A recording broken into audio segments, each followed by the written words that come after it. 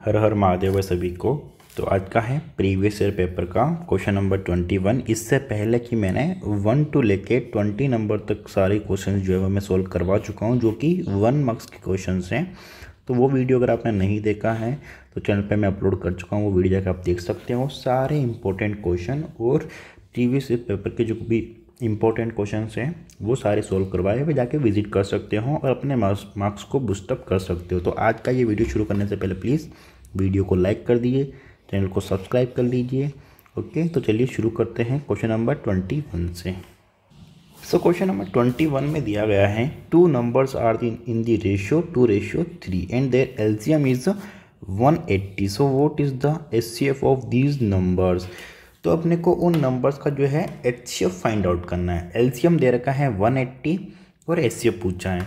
तो देखो एलसीएम कैसे होता है, एलसीएम का मतलब होता है कि वो नंबर जो दोनों के अंदर सबसे ज़्यादा बार आ रहा हो और जो नंबर नॉन कॉमन हो।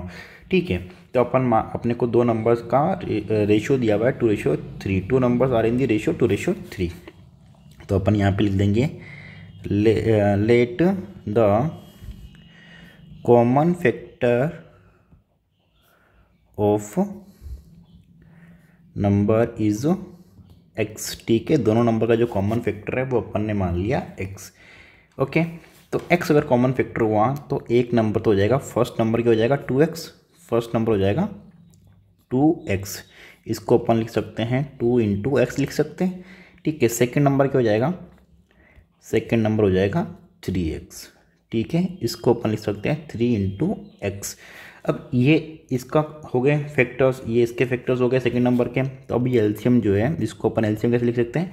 तो एलसीएम में क्या होता है कि जो दोनों के अंदर कॉमन फैक्टर आ रहा होता है या जो सबसे ज़्यादा आ रहा होता है वो लेते हैं, और जो नॉन कॉमन होता है वो होता है। अब देखो दोनों के अंदर 2 और 3 जो है वो नॉन कॉमन है, तो एलसीएम ले लेंगे अपन 2 × 3।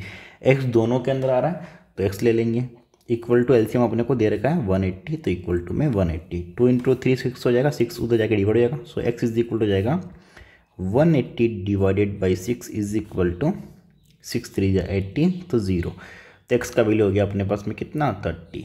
ओके, तो इसको अपन लिख लेंगे 2 × 30 is equal to 60 and 3 × 30 is equal to 90। अब अपने को 60 और 90 के एचसीएफ फाइंड आउट कर लेना है। सो चलिए अब एचसीएफ फाइंड आउट कर। तो अभी अपने पास में दो नंबर्स आए थे 60 एंड 90। तो ये 90, 60 के फैक्टर फाइंड आउट करेंगे अपन सबसे पहले। तो 60 के सबसे पहले 2 का डिवाइड जाएगा, सो 2 × 3 = 6 0। फिर 2 का डिवाइड, सो 2 × 1 = 2, 2 × 5 = 10। फिर 3 का 3 × 5 = 15 एंड 5 × 1 = 5। तो इसके 60 के फैक्टर्स हो गए 2 × 2 × 3 × 5। 90 के फैक्टर्स करेंगे अभी अपन। सो सबसे पहले 2 का डिवाइड, 2 × 4 = 8, 2 × 5 = 10। फिर 3 का डिवाइड, 3 × 1 = 3, 3 × 5 = 15, 3 × 5 = 15 एंड 5 × 1 = 5।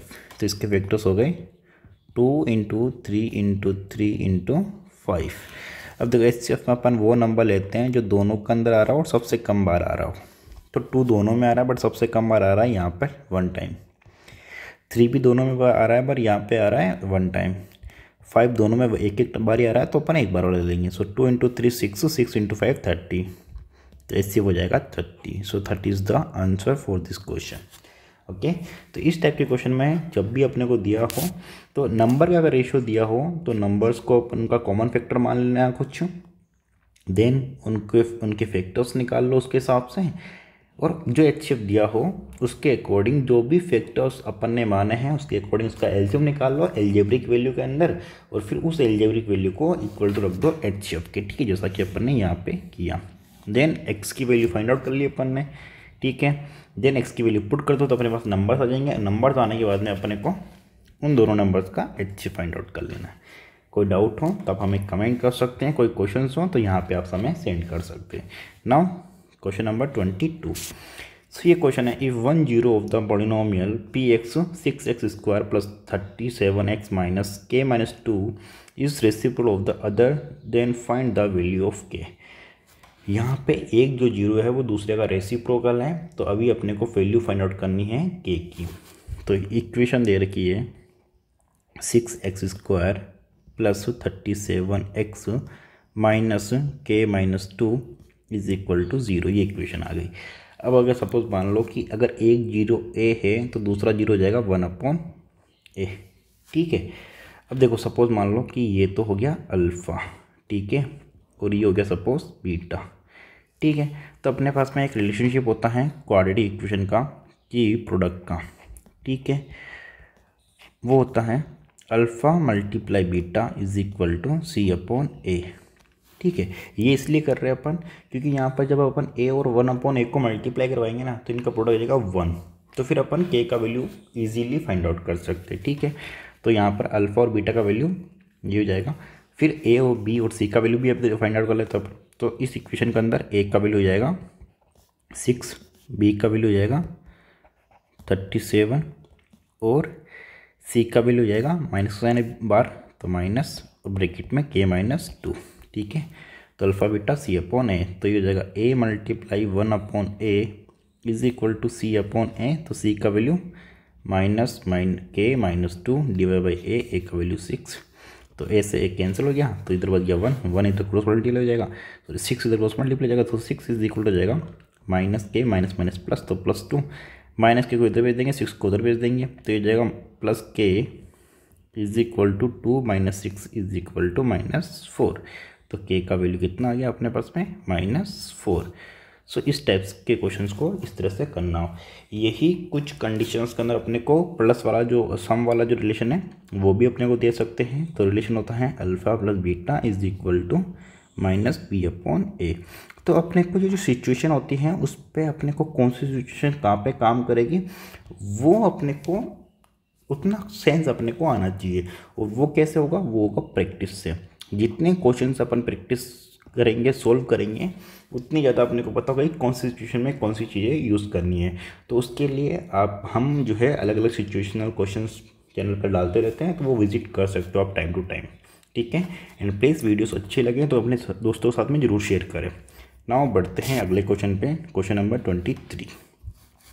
सो ये है find the sum and product of the roots of the quadratic equation. बोला है find the sum and product of the roots, ठीक है, रूट्स के प्रोडक्ट। तो अपन यहाँ पे लिखा लेंगे सबसे पहले sum of let roots are alpha and beta, ठीक है, ये रूट्स अपन ने मान लिए। तो अब निकालेंगे अपन सम ऑफ रूट्स। तो सम ऑफ रूट्स का मतलब क्या हुआ, अल्फ़ा प्लस बीटा निकालना है, जो कि क्या होता है alpha plus beta equal to होता है -b/a।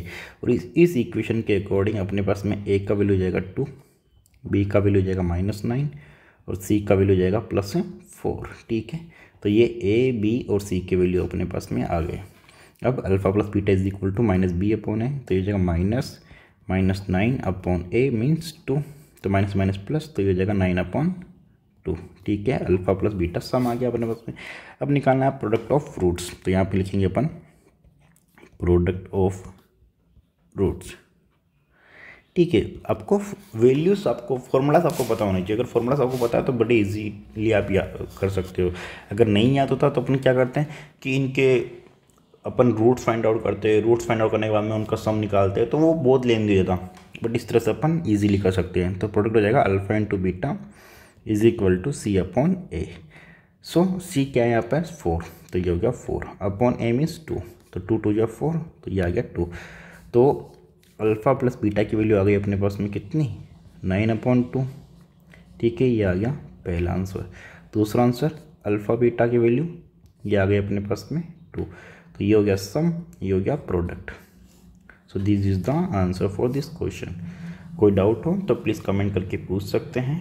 आगे बढ़ते हैं। नाउ क्वेश्चन नंबर 23 का बी और के बाद वाला, इसमें है find the discriminant of the quadratic equation. Quadratic equation है 4x² - 5 is equal to 0 and hence comment on the nature of the roots of the equation. फिर अपने को इसका नेचर भी बताना कि इसके जो रूट्स का जो नेचर हो वो क्या होगा, ठीक है। पहले इसका डिस्क्रिमिनेंट फाइंड आउट करना है, फिर नेचर बताना है। तो डिस्क्रिमिनेंट का जो फॉर्मूला होता है वो होता है d is equal to b² - 4ac, ठीक है, ये फॉर्मूला होता है, याद होना चाहिए आपको फॉर्मूला। अब ये इक्वेशन अपने को दी गई है 4x² - 5। तो अपने को पता है कि जो भी क्वाड्रेटिक इक्वेशन होती है उसकी जनरल फॉर्म होती है ax² + bx + c = 0। ये जनरल फॉर्म होती है। अब इस जनरल फॉर्म के अकॉर्डिंग अपने पास में a का जो वैल्यू है वो हो जाएगा 4। अब x वाले टर्म यहाँ पर है नहीं इस क्वाड्रेटिक इक्वेशन के अंदर, तो b का जो वैल्यू वो हो जाएगा 0 एंड c का जो वैल्यू वो हो जाएगा -5। तो a, b और c की वैल्यूज अपने पास में आ गए। अब ये वैल्यूज अपन पुट कर देंगे इस फॉर्मूला के अंदर, तो ये हो जाएगा 0², मतलब डिस्क्रिमिनेंट लिख लेता हूँ मैं यहाँ पे, 0² - 4 × 4, a का वैल्यू 4 एंड मल्टीप्लाई c का वैल्यू -5। सो ये हो गया कितना, -4 मल्टीप्लाई -5 करेंगे तो माइनस माइनस प्लस हो जाएगा। तो 4 × 4 16, 16 × 5 80। तो ये 80 है, ठीक है, 80 है, पॉजिटिव है। इसका मतलब क्या है, अगर देखो ये डिस्क्रिमिनेंट अगर नेगेटिव होता तो रूट्स अपन फाइंड आउट नहीं कर सकते हैं, बट यहाँ पे पॉजिटिव है। तो पॉजिटिव है तो क्या होगा कि रूट्स कैन बी फाइंड, या अपन या आप लिख सकते हो रूट एग्जिस्ट एंड डिफरेंट। ठीक है, जब पॉजिटिव डिस्क्रिमिनेंट होता है तो रूट डिफरेंट होते हैं और एग्जिस्ट कर सकते हैं। अगर इक्वल टू 0 होता है तो रूट जो है वो इक्वल होते हैं। ठीक है, ये दो कंडीशन होती है। तीसरी कंडीशन होती है अगर नेगेटिव है तो अपन उनको फाइंड आउट नहीं कर सकते हैं, डज नॉट एग्जिस्ट लिखेंगे। ठीक है, तो ये आ गया क्वेश्चन नंबर 23। नाउ बढ़ते हैं question number 24। So question number 24 है, if a fair coin is tossed twice find the probability of getting eight most 1 head. ये बोला है if a fair coin is tossed twice, अगर एक फेयर कॉइन को 2 बार उछालें तो अपने को प्रोबेबिलिटी फाइंड आउट करनी है कि getting eight most 1 head, at most की एक हेड आना चाहिए, एट मोस्ट बोला है। तो सबसे पहले तो अपने को जो टोटल आउटकम्स है वो अपने को पता होना चाहिए। अब देखो टोटल आउटकम क्या हो सकते हैं, तो यहाँ पे लिख देते हैं अपन टोटल आउटकम्स। टोटल आउटकम्स, तो टोटल आउटकम क्या होंगे, देखो या तो टेल आए पहले पे और दूसरे पर भी क्या आए, टेल, या पहले पे टेल आए तो दूसरे पे क्या आएगा, हेड, या पहली बार में हेड आए और दूसरी बार में क्या आएगा, टेल, या पहली बार में हेड आए और दूसरी बार में भी क्या आएगा, हेड। तो यहाँ पे ये हो गए 4 टोटल आउटकम्स। ठीक है, कि अगर 2 बार उसको अपन टॉस करेंगे तो ये आउटकम अपने पास में आ सकते हैं 4 आउटकम। और इसमें क्या बोला है, एट मोस्ट 1 हेड, मतलब ज़्यादा से ज़्यादा एक हेड ही रहना चाहिए, इससे कम हो सकता है चलेगा, बट ज़्यादा से ज़्यादा 1 होना चाहिए। तो देखो यहाँ पे 1 0 है, मतलब एट मोस्ट बोला है तो मतलब 0 वाला भी काउंट होगा। यहाँ पे 1 है मतलब एट मोस्ट 1 है, तो एट मोस्ट 1 तो रहना चाहिए, तो ये भी होगा, यहाँ पे भी होगा। बट यहाँ पे तो 2 आ गए, तो एट मोस्ट तो मतलब ज़्यादा से ज़्यादा तो एक ही रहना चाहिए था, तो यहाँ तो 2 गए, तो ये वाला जो है वो काउंट नहीं होगा। तो यहाँ पे पॉसिबल आउटकम कितने आ गए, पॉसिबल आउटकम आ गए कितने, 3। टोटल आउटकम कितने आ गए, 4। तो probability at most 1 head is equal to total outcome, possible outcome 3 and total outcome 4। तो आंसर आएगा 3/4। Okay, this is the answer. कोई भी डाउट हो प्लीज़ कमेंट करें, वीडियो को लाइक करें, अपने दोस्तों साथ में शेयर करते रहें। Now next question, question number 25। Question number 25 है, इवेल्यूएट। यहाँ पर अपने को जो ट्रिग्नोमेट्रिक की जो वैल्यूज़ हैं डिग्री के हिसाब से, वो वैल्यूज़ अपने को याद होनी चाहिए। ये क्वेश्चन जो है आ भी सकता है इस टाइप का क्वेश्चन, और मोस्ट प्रोबेबिलिटी है कि आएगा ही आएगा। ठीक है, कहीं बोल रहे कि ये आउट ऑफ सिलेबस है, बट मुझे लगता है कि आउट ऑफ सिलेबस नहीं है, ये क्वेश्चन आएगा। सो 5 cos square 60 + 4 sec square 30 - 10 square 45 sin square 30 + cos square 30। Okay, अब देखो नीचे तो इसका जो है डायरेक्टली ऐसा हो जाएगा कि अपने को पता है कि sin square theta plus cos square theta is equal to होता है 1। ठीक है, तो इस आइडेंटिटी के अकॉर्डिंग यहाँ पर है sin स्क्वायर 30, थीटा हो गया 30, ये सुनो, और यहाँ पे भी 30 डिग्री, तो ये भी थीटा हो गया। तो नीचे डायरेक्टली वैल्यू हो जाएगी 1। फिर ऊपर में, तो ऊपर में अपन लिखेंगे 5 cos स्क्वायर 60। तो cos 60 की वैल्यू अपने को पता होनी चाहिए। सो ये अपने को पता है कि cos 60 की जो वैल्यू होती है वो होती है 1/2, बट यहाँ पर है cos स्क्वायर 60, तो ये जाएगा 5 मल्टीप्लाई 1/2 का स्क्वायर, ठीक है। फिर प्लस 4 सेक स्क्वायर 30। तो सेक की वैल्यू अपने को पता होनी चाहिए, तो यहाँ पर लिखेंगे 4 मल्टीप्लाई सेक 30। सो सेक 30 की वैल्यू होती है 2/√3, ठीक है। तो ये जगह 2/√3 का होल स्क्वायर, ठीक है, माइनस 10 स्क्वायर 45। तो 45 की वैल्यू होती है 1, ठीक है, 10 45 की, तो ये जगह -1 का स्क्वायर डिवाइडेड बाई नीचे ये है, तो इसको आइडेंटिटी अकॉर्डिंग लिख देंगे अपन 1, ठीक है, इज इक्वल टू 5 मल्टीप्लाई 1/2 का स्क्वायर हो जाएगा 5 मल्टीप्लाई 4 हो जाएगा, तो ये हो जाएगा 5/4 प्लस 4 मल्टीप्लाई 2 का स्क्वायर 8 एंड √3 का स्क्वायर 3 -1, तो 1 इसको लिख देते हैं अपन 1, ठीक है। फिर इक्वल टू 5/4 प्लस 4 8 32/3 -1/1, तो 4 3 का एलसीएम हो जाएगा 12, ठीक है। एलसीएम आ गया अपने पास में 12, 4 3 या 12, 3 × 5 15, ठीक है, ये 5 है इधर। फिर प्लस 3 4 12, 4 × 32, तो 4 2 या 8, 4 3 या 12, 128 हो गया। फिर -12 इज इक्वल टू, देखो 15 - 12 हो जाएगा 3 में इसको ऐड कर देंगे 128 में, तो हो जाएगा 131/12। सो आंसर हो गया 131/12। किसी को कैंसिल ये होगा नहीं, तो यही इसका जो है फाइनल आंसर हो जाएगा। ओके, उम्मीद करता हूँ आपको ये क्वेश्चन समझ में आया होगा। फिर भी कोई डाउट, कोई भी क्वेरीज होती हैं इस क्वेश्चन में, तो प्लीज़ आप हमें कमेंट करके पूछ सकते हैं, हमें कांटेक्ट कर सकते हैं, ठीक है। कोई भी डाउट, कोई भी क्वेरीज हो, आप बिल्कुल बेझिझक जो है हमें कमेंट करके पूछ सकते हैं।